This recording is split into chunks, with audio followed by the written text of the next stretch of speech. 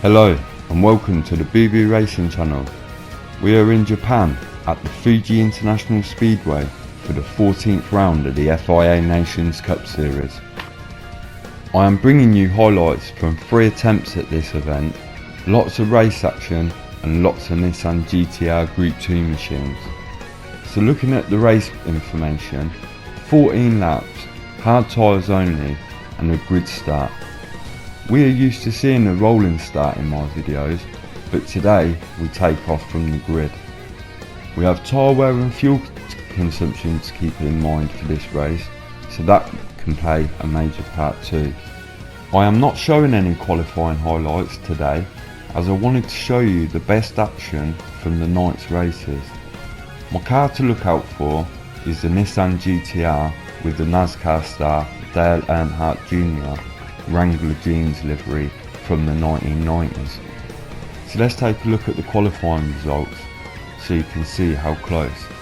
With only 6 attempts covering the top 14, it's going to be a close run down to the first corner. So let's get things underway and start the race.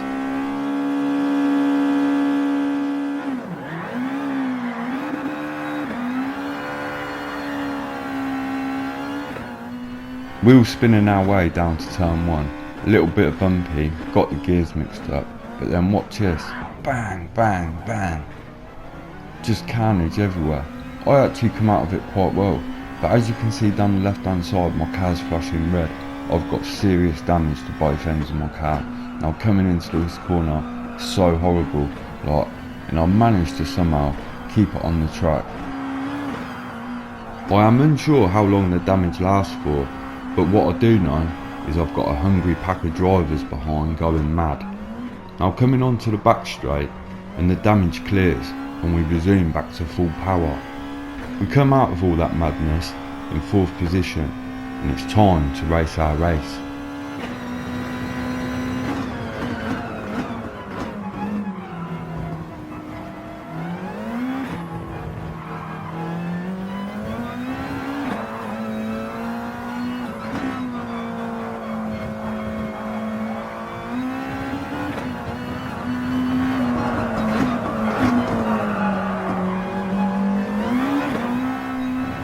Not much happens over the next few laps, so we move forward, but first we'll have a look at the replay of the first corner. If we look down the left hand side, we can see how the accident occurred. The blue Nissan just goes steaming in and just hits everyone, and it has a temping bowling effect. Nutter. Moving on to the next section of the track, I wanted to show you how hard it is in the midfield of these competitive races. With everybody so tightly squeezed together, it's so difficult to find your own space of track and be at a quick speed.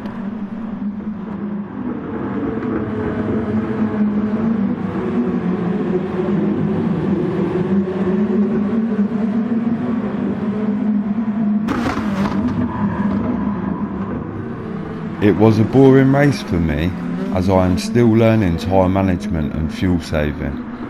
This factor hampered my chances of a podium in this race. 4th position though, a good result for the first race of the day.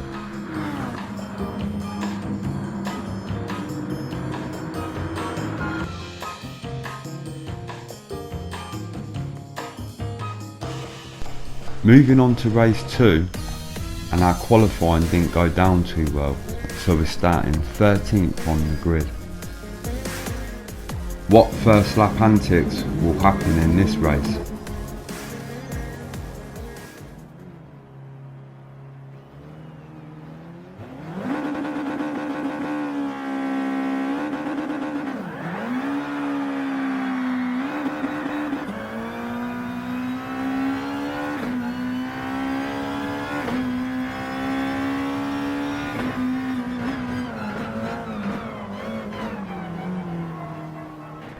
An average getaway, and coming out of turn 1, everyone's keeping well behaved.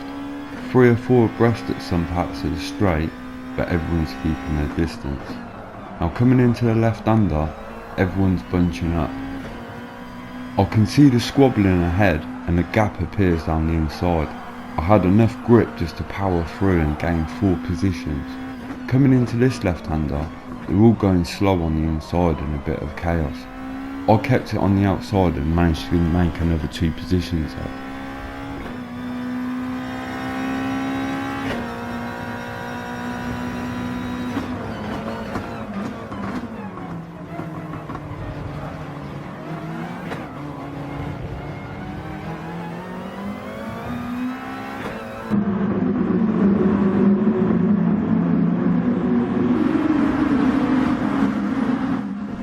Let's take a look at some of that first lap madness.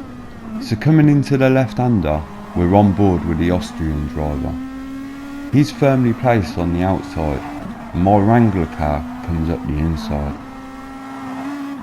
Keep an eye on the black car on the right hand side as it comes across and takes off. We'll look at that again from another victim's point of view.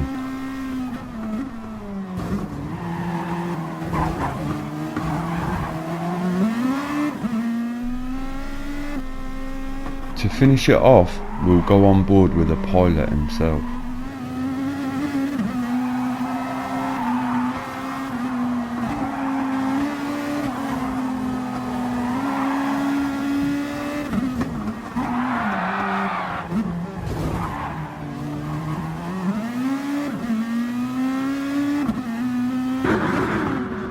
Not much has happened, so we moved to lap 6, where we started to close right in on the Spanish driver and putting a bit of pressure on him. He seems to be making a few mistakes, so I'm trying to find the right time to capitalise on this.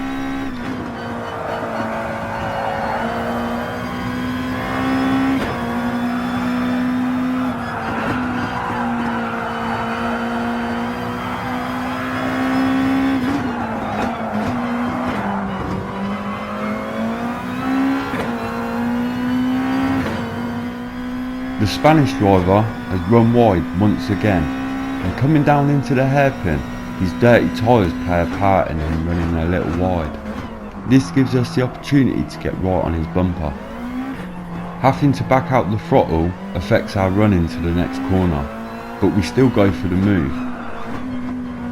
He does turn in and give me no room at the apex, which causes the inevitable contact, and then after that it's just a lot of squabbling and squibbling.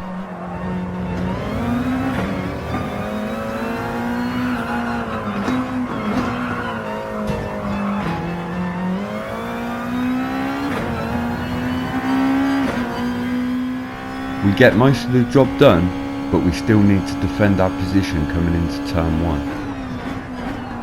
After this, hopefully we can get our head down with a clean track and get away.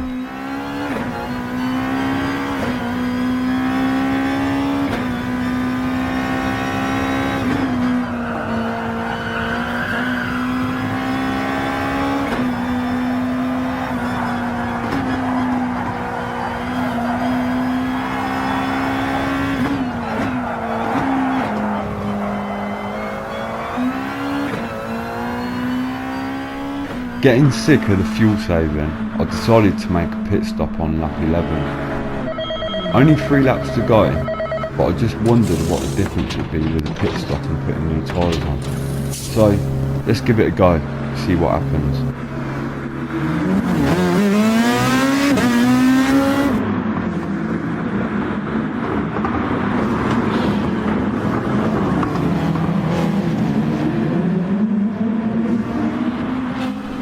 We come out in 14th position, and at this point I'm thinking that was not a good idea. But we've got 3 cars ahead of us, so if we can get to the top 10 in the last couple of laps, I'd be happy with that.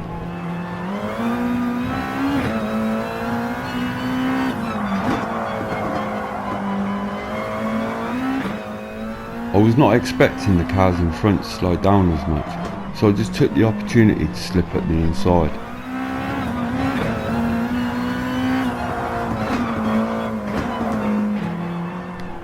Up to P13 now, and we're looking like we can have a good go at this Honda down the end of this straight.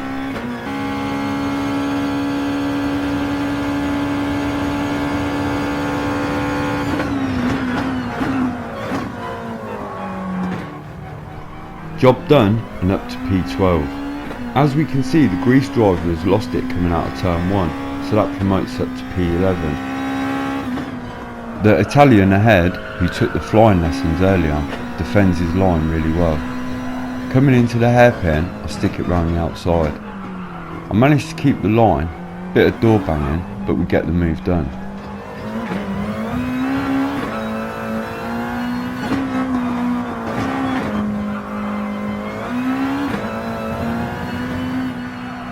With my fresh tyres and lots of fuel, I should easily be able to pull away from the group behind.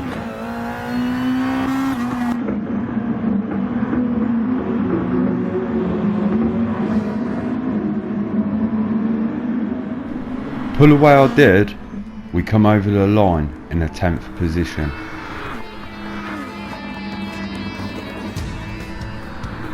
We have done a 0 stop and a 1 stop. Moving on to race 3, and we've got some bigger names to compete with this time. I never produced my best qualifying performance, and that puts us 12th on the grid for this race.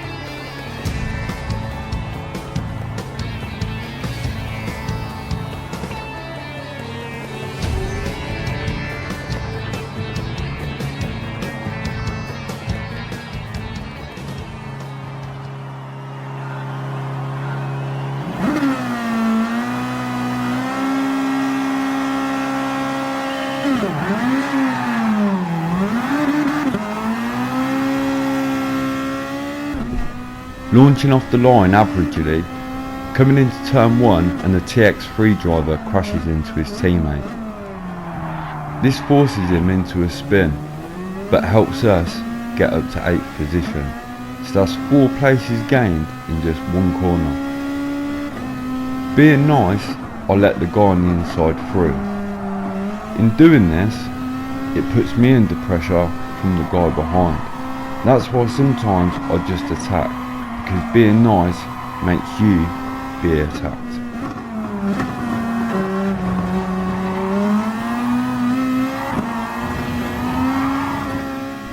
As we nearly lose it on the exit, you may have noticed the guy behind actually spun off, attacking me too hard, and coming into the hairpin we have another spinner. That promotes us up to 8th position, and the Swedish driver has picked himself up a penalty. Coming into his right-hander, look at the lag, and that causes me to hit the TX3 driver.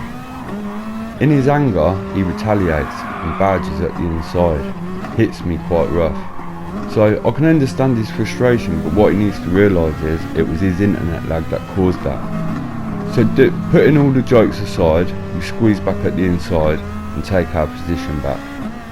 Dilster gets himself back up the inside after he was unfortunate in the spin. Coming down the straight I went defensive, but Dilster stuck it on me really well and got it up the inside and stopped for the corner. As you can see, good clean racing.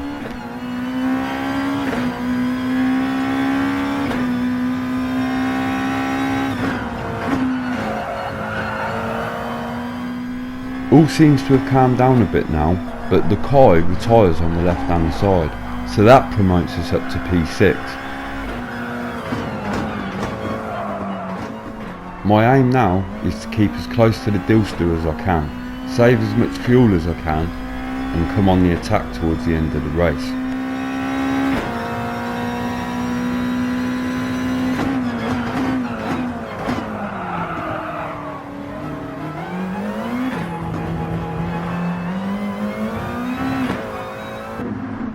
Skipping to lap 7, as you can see we've managed to build a big gap behind us, and we're not too far behind Dilstar, but it's been a hard struggle keeping up with him. Our pace has been really strong though, and we've been reeling the leaders in for the last few laps. Will it be enough to catch them before the end of the race?